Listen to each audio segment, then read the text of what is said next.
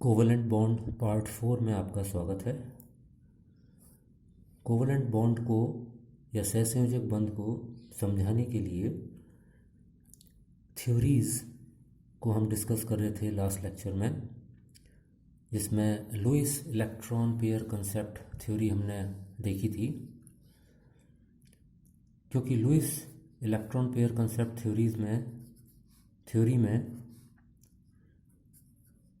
कमियां थी, इसलिए modern theories valence bond theory और मॉलिक्यूलर ऑर्बिटल थ्योरीज की आवश्यकता पड़ी। तो इन मॉडर्न थ्योरीज में वैलेंस बॉन्ड थ्योरी और एमओटी मॉलिक्यूलर ऑर्बिटल थ्योरी दोनों की दोनों क्वांटम मैकेनिक्स पर आधारित हैं। क्वांटम मैकेनिक्स में श्रोडिंगर इक्वेशन या वेव इक्वेशन की अति महत्व है।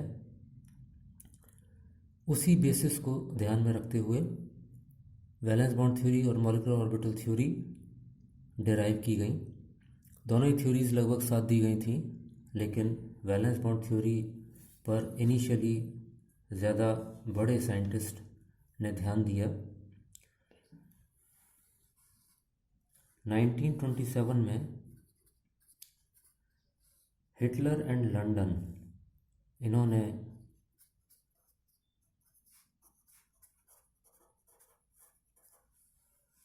वैलेंस बॉन्ड थ्योरी प्रपोज की और इस थ्योरी को एक्सटेंड किया पाउलिंग और स्लेटर ने।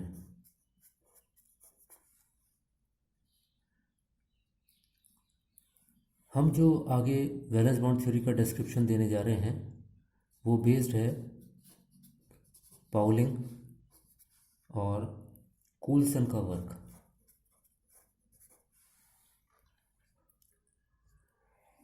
पाउलिंग एंड स्लेटर ने वैलेंस बॉन्ड थ्योरी को एक्सटेंड किया, बढ़ाया आगे, और अभी हम जो यहाँ पर डिस्कस करने जा रहे हैं वो पाउलिंग और कूल्सन का वर्क है। अमेजिंगली हिटलर एंड लंडन ने वैलेंस बॉन्ड थ्योरी प्रपोज की, लेकिन वैलेंस बॉन्ड थ्योरी के लिए नोबेल प्राइज़ मिला पाउलिंग को। और पाउलिंग ऐसे इकलौते व्यक्ति हैं अभी तक हिस्ट्री में जिन्हें 2 बार अनशेयर्ड नोबेल प्राइज़ मिला, एक बार वैलेंस बॉन्ड थ्योरी के लिए और दूसरी बार शांति के लिए। तो क्योंकि पाउलिंग जैसे नाम वैलेंस बॉन्ड थ्योरी के साथ इनिशियली जुड़े, इसलिए सारी दुनिया का ध्यान वैलेंस बॉन्ड थ्योरी पर गया और वैलेंस बॉन्ड थ्योरी के द्वारा कोवेलेंट बॉन्ड को समझाने का प्रयास किया गया। तो जैसे मैंने बताया कि valence bond theory quantum mechanics पर बेस्ड है और क्वांटम मैकेनिक्स का इंटीग्रल पार्ट है श्रोडिंगर इक्वेशन या वेव मैकेनिक्स। तो श्रोडिंगर इक्वेशन एक फंक्शन लेके चलता है जिसे बोलते हैं शाई वेव फंक्शन एक मैथमेटिकल वेव फंक्शन है। इसकी कोई फिजिकल सिग्निफिकेंस नहीं है, लेकिन ये शाई वेव फंक्शन किसी भी इलेक्ट्रॉन की एटम में सारी की सारी जानकारियाँ देता है। फॉर एग्ज़ाम्पल, हमें मालूम है कि किसी भी एटम में या परमाणु में सेंटर में या न्यूक्लियस में प्रोटॉन्स होते हैं, पॉजिटिवली चार्ज होता है और चारों तरफ इलेक्ट्रॉन्स घूमते हैं। हमें ये भी मालूम है कि ये इलेक्ट्रॉन ऐसे नहीं घूमते हैं, बल्कि ये एक वेव बनाते हैं इस तरीके से। क्योंकि ये वेव बनाते हैं तो ये वेव एक निश्चित प्रकार की वेव होती है। ये इस पर डिपेंड करता है कि ये न्यूक्लियस में कितने प्रोटॉन्स हैं और हम जिस इलेक्ट्रॉन की वेव फंक्शन या वेव की बात कर रहे हैं, तरंग की बात कर रहे हैं, तो ये इलेक्ट्रॉन इस न्यूक्लियस से कितनी डिस्टेंस पर है, या दूसरा कौन से ऑर्बिटल में ये इलेक्ट्रॉन घूम रहा है। इसके अलावा बहुत सारे अगर इलेक्ट्रॉन्स हैं तो दूसरे इलेक्ट्रॉन्स की वेव्स भी इस इलेक्ट्रॉन की वेव को प्रभावित करती है। अतः कितने इलेक्ट्रॉन्स इसके अंदर हैं या कितने इलेक्ट्रॉन्स इसके बाहर हैं, ये सारी चीज़ों पर इस इलेक्ट्रॉन की वेव निर्भर करेगी। या दूसरे शब्दों में, ये इलेक्ट्रॉन की वेव इस इलेक्ट्रॉन के बारे में हर प्रकार की जानकारियाँ रखेगी, क्योंकि ये इलेक्ट्रॉन वेव हर प्रकार की जानकारी रखेंगी इस इलेक्ट्रॉन के बारे में। तो अगर इस वेव को हम पहचान लें कि ये वेव क्या है, तो हम इस इलेक्ट्रॉन के बारे में और अल्टीमेटली इस पूरे एटम के बारे में जानकारी दे सकते हैं। इस वेव को जानने के लिए मैथमेटिकली जो फंक्शन दिया गया था वो था वेव फंक्शन शाई। अब हम वैलेंस बॉन्ड थ्योरी डेवलप करने की कोशिश करते हैं। वैलेंस बॉन्ड थ्योरी में अगर हम ये माने कि ये एक हाइड्रोजन एटम है, इसमें इलेक्ट्रॉन घूम रहा है, इस इलेक्ट्रॉन को कहा हमने A1 और इस न्यूक्लियस को कहा हमने A। ऑफ कोर्स ये हाइड्रोजन एटम है। इसी तरीके से ये दूसरा हाइड्रोजन एटम है, इसके इलेक्ट्रॉन को कहा हमने 2 और इसके न्यूक्लियस को कहा हमने B। ये दूसरा हाइड्रोजन एटम। अब हमें मालूम है कि ये जो इलेक्ट्रॉन है ये वेव बनाकर एटम A पर घूम रहा है, ये जो इलेक्ट्रॉन 2 है वो वेव बनाकर एटम B पर घूम रहा है। तो अगर इस पूरे सिस्टम की वेव फंक्शन अगर हम देंगे तो वो क्या होगी, वो होगी शाई A1 शाई B2, जहाँ पर शाई A1 बता रहा है कि न्यूक्लियस A पर इलेक्ट्रॉन नंबर 1 घूम रहा है, उसकी वजह से जो वेव फंक्शन है।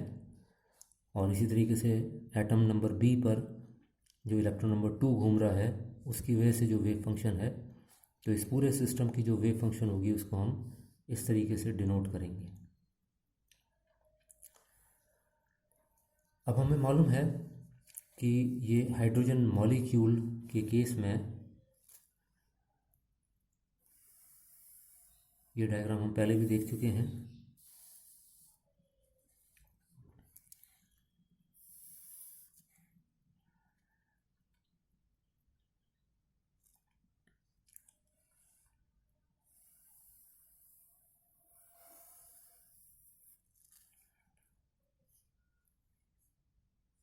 इस हाइड्रोजन मॉलिक्यूल के केस में ये इंटरन्यूक्लियर डिस्टेंस या बॉन्ड लेंथ जिसे हम बोलें, ये R है, इंटरन्यूक्लियर डिस्टेंस पिकोमीटर्स में।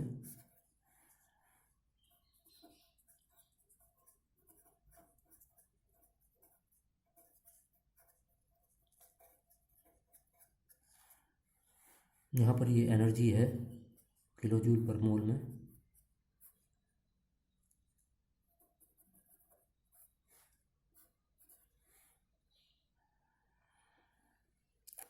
तो हमें मालूम है कि जब भी दो हाइड्रोजन एटम्स को एक दूसरे के नज़दीक लाया जाएगा तो जो एनर्जी कर्व है वो इस तरीके से आता है। ये एनर्जी मिनिमम एनर्जी है जब ये दोनों हाइड्रोजन एटम्स एक दूसरे के नज़दीक रहेंगे। तो ये इनकी बॉन्ड लेंथ है और ये इनकी बॉन्ड एनर्जी है। जो बॉन्ड लेंथ है इनकी R जिसे बोलेंगे, वो आती है 74.1 पिकोमीटर और जो बॉन्ड एनर्जी है वो आती है -458 किलो जूल पर मोल। मतलब ये एक्सपेरिमेंटल फिगर्स हैं। दो हाइड्रोजन एटम्स के बीच में हाइड्रोजन मॉलिक्यूल में जो इंटरन्यूक्लियर डिस्टेंस होगी वो 74.1 पिकोमीटर होगी और जो उनकी बॉन्ड एनर्जी है वो है -458 किलो जूल पर मोल। यानी जब दोनों हाइड्रोजन एटम्स थे तब एनर्जी ये थी, लेकिन जब ये हाइड्रोजन मॉलिक्यूल बने तो एनर्जी ये हो गई। क्योंकि यहाँ पर ये ज़ीरो था, ये पॉजिटिव एनर्जी थी, ये नेगेटिव एनर्जी थी, तो इसमें से एनर्जी ये रिलीज़ हुई इतनी, और ये इतनी एनर्जी कितनी थी, -458 किलो जूल पर मोल। क्योंकि ये एक एक्सपेरिमेंटल एस्पेक्ट है तो ये सही है। अब हम एक थ्योरी डेवलप कर रहे हैं, valence bond theory, mathematical equation develop कर रहे हैं। जैसे इक्वेशन नंबर 1 है ये इक्वेशन से अगर हम इसमें वैल्यूज़ पुट करके इसको सॉल्व करते हैं तो हम पाते हैं कि इस इक्वेशन के लिए जो ई की वैल्यू आती है वो आती है -24 किलो जूल पर मोल, और जो आर की वैल्यू आती है वो आती है -90 पिकोमीटर।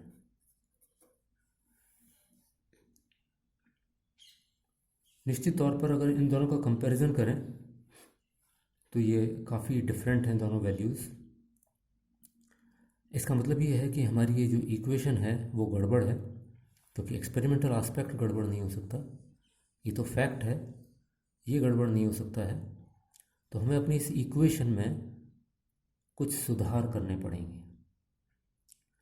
तो ये सुधार किस तरीके से होगा इसको अपन देखते हैं। कि अभी तक हमने ये माना कि इलेक्ट्रॉन नंबर 1 न्यूक्लियस ए पे घूम रहा है, इलेक्ट्रॉन नंबर 2 न्यूक्लियस बी पे घूम रहा है। ये भी तो हो सकता है कि जब सफिशिएंटली क्लोज आ जाएंगे दोनों एटम्स, दोनों परमाणु, तो इलेक्ट्रॉन नंबर 1 न्यूक्लियस बी पर आ जाए और इलेक्ट्रॉन नंबर 2 न्यूक्लियस ए पर घूमने लगे। अगर ऐसा हो जाएगा तो हमारा जो ये वेव फंक्शन है ये कैसे चेंज हो जाएगा, इसको देखिए। psi O is equal to psi A1 psi B2 plus psi A2 psi B1। यानी इलेक्ट्रॉन नंबर 1 न्यूक्लियस ए पे घूम रहा है, इलेक्ट्रॉन नंबर 2 न्यूक्लियस बी पे घूम रहा है, लेकिन थोड़ी देर बाद इलेक्ट्रॉन नंबर 2 न्यूक्लियस ए पे घूम रहा है और इलेक्ट्रॉन नंबर 1 न्यूक्लियस बी पर घूम रहा है। तो इस तरीके के जो कॉम्बिनेशन ऑफ वेव फंक्शंस हैं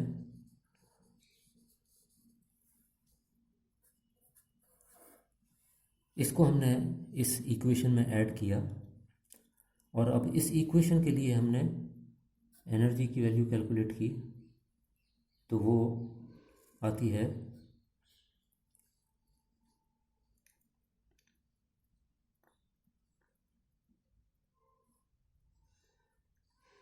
-303 किलो जूल पर मोल, और आर की वैल्यू आती है 86.9 पिकोमीटर। अगर इस कर्व में इस इक्वेशन नंबर 1 को अपन दर्शाएं तो वो कुछ इस तरीके से आएगा, जिसे हम ए बोल सकते हैं। तो ये कर्व ए को रिप्रेजेंट करेगा, और अगर हम इसको कर्व बी बोलें तो कर्व बी कुछ इस तरीके से आएगा।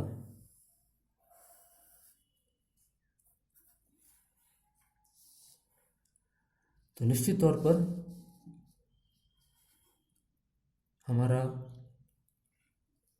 इक्वेशन में चेंज करने पर एनर्जी और बॉन्ड डिस्टेंस की जो वैल्यूज़ हैं उनमें कुछ सुधार हुआ है इक्वेशन नंबर 1 की कंपैरिजन में।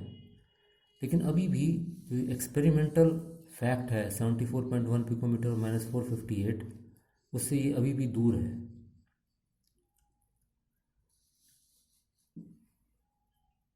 इसके लिए हम एक और पैरामीटर इसमें ऐड करते हैं। ये पहला पैरामीटर हो गया, ये दूसरा पैरामीटर हो गया, तीसरा पैरामीटर और ऐड करते हैं, और वो है Z इफेक्टिव, या जिसे बोलते हैं हम प्रभावी नाभिकीय आवेश। Effective nuclear charge.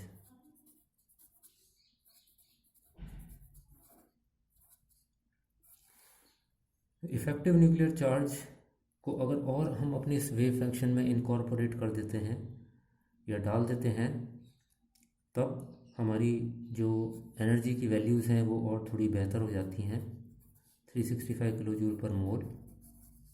और इसी तरीके से जो इंटरन्यूक्लियर डिस्टेंस या बॉन्ड डिस्टेंस है वो भी थोड़ी सी बेहतर हो जाती है। इनफैक्ट हमारी एक्चुअल बॉन्ड डिस्टेंस 74.1 पिकोमीटर के काफ़ी क्लोज आ जाती है।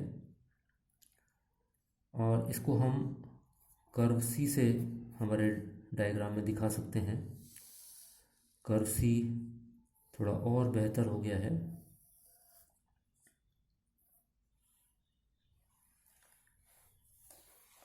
लेकिन अभी भी जो बॉन्ड एनर्जी की वैल्यू है वो -458 किलो जूल पर मोल से काफ़ी वेरी कर रही है, काफ़ी डिफरेंस है, क्योंकि -365 है। तो जहाँ पर इंटरन्यूक्लियर डिस्टेंस तो ऑलमोस्ट सेम हो गई है जो एक्सपेरिमेंटल फैक्ट है उससे, लेकिन बॉन्ड एनर्जी की वैल्यू में अभी भी काफ़ी अंतर है, क्योंकि -365 और -458 किलो जूल पर मोल में काफ़ी डिफरेंस। इसके बाद इसमें एक और पैरामीटर ऐड करते हैं, और वो पैरामीटर क्या है? वो है रेजोनेंस वाला पैरामीटर। हमें मालूम है कि hydrogen molecule valence bond theory के अनुसार इस तरीके की रेजोनेटिंग फॉर्म्स में बदलता रहता है, या अनुनादी संरचनाओं में परिवर्तित होता रहता है। ये वाली जो संरचना है वो कोवेलेंट बॉन्ड को दर्शा रही है, जबकि ये दोनों संरचनाएं हैं ये आयनिक बॉन्ड को दर्शा रही हैं।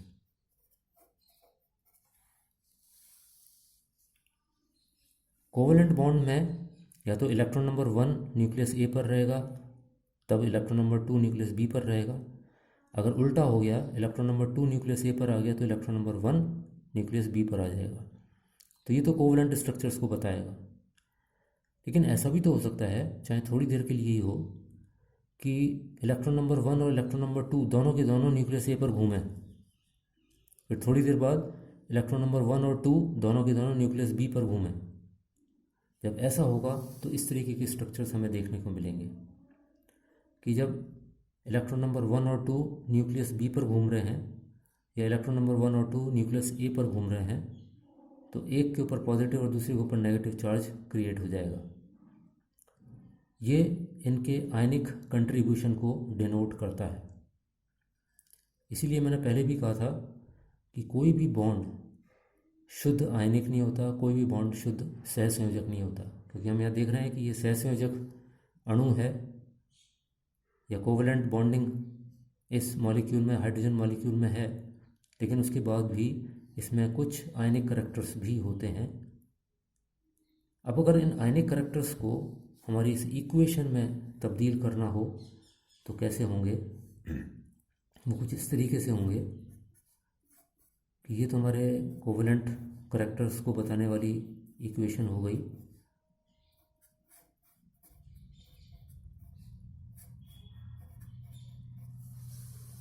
लेकिन अब अगर आयनिक कंट्रीब्यूशंस को दिखाएं तो हम दिखाएंगे कि न्यूक्लियस ए पर इलेक्ट्रॉन नंबर 1 भी है और न्यूक्लियस ए पर इलेक्ट्रॉन नंबर 2 भी है। ठीक इसी तरीके से न्यूक्लियस बी पर इलेक्ट्रॉन नंबर 1 भी है और न्यूक्लियस बी पर इलेक्ट्रॉन नंबर 2 भी है। तो इस तरीके से ये जो इक्वेशन है इसको कहा हमने इक्वेशन नंबर 3। और इस तरीके का जब हम इसके अंदर इनकॉर्पोरेट कर देते हैं इस इक्वेशन को, तब हमारी एनर्जी और आर की वैल्यू में और फर्दर सुधार होता है और हमारा डायग्राम कुछ इस तरीके से हो जाता है। तो ये कर्व डी को डिनोट कर रही है ये इक्वेशन। यहाँ पर आप देख रहे हैं कि मैंने इन दो यानी जो आयनिक कंट्रीब्यूशन है उनके साथ मैंने लैम्डा और मल्टीप्लाई किया है, क्योंकि इसकी संभावना बहुत कम होती है कि दोनों इलेक्ट्रॉन किसी एक एटम पर आ जाएं। इसलिए इन अनुनादी संरचनाओं का योगदान कम होगा बजाय कोवेलेंट कंट्रीब्यूशन के। तो यहाँ जो लैम्डा है इसकी वैल्यू लेस देन 1 होती है। तो जब लेस देन 1 होगी, 1 से ही मल्टीप्लाई होगा ये फैक्टर लेस देन 1 से, तो इनका कंट्रीब्यूशन कम हो जाएगा बजाय इन कोवेलेंट कंट्रीब्यूशंस के या योगदान के। इस वैलेंस बॉन्ड थ्योरी को नेक्स्ट लेक्चर में और डिटेल में देखेंगे। Thank you.